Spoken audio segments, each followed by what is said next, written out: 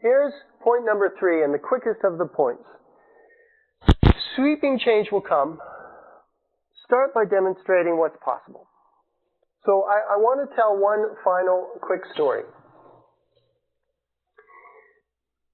There's a group of us that are frontline shelter providers in Halifax, and we've talked about our needs for a long period of time.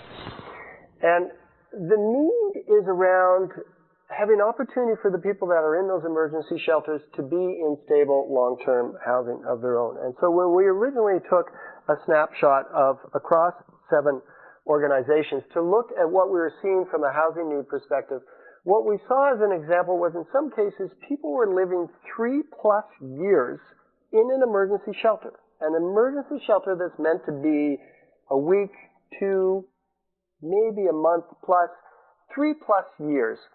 Some people had lived in the same emergency shelter without even leaving for a night.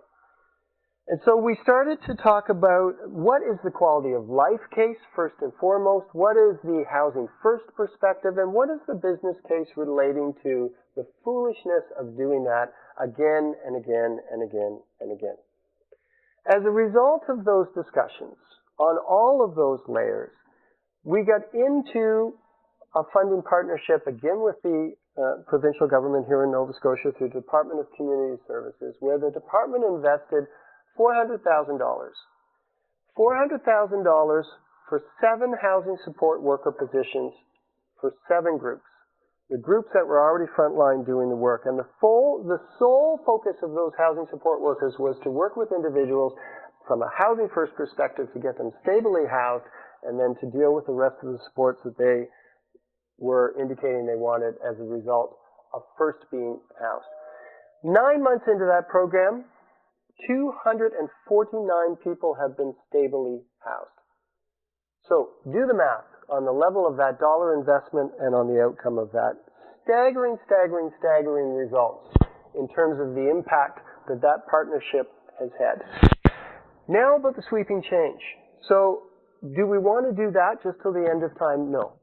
So we know that that's a bit of a triage, but we wanted to start, all of us, government, community, we were very open about this together. We wanted to start with what was possible and to move from there. So we are now right on the brink of the province announcing and doing consultation on a new housing strategy.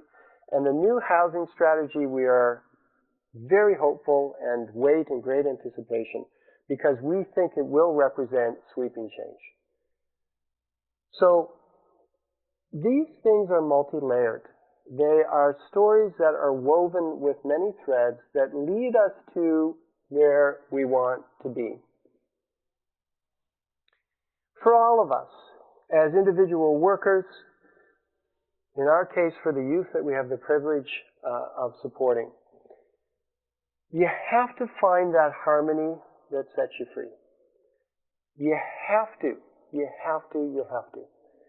So these are a few of the stories about how to form effective partnership, of how to make sure that you fortify the messengers if you want a powerful message to get through about the incredible pull that nobody can resist of beautiful community, and of how if you demonstrate always with a mind to making sure that you get where you want to be, if you demonstrate what's possible, always with a mind of getting where you want to be in terms of broad sweeping change.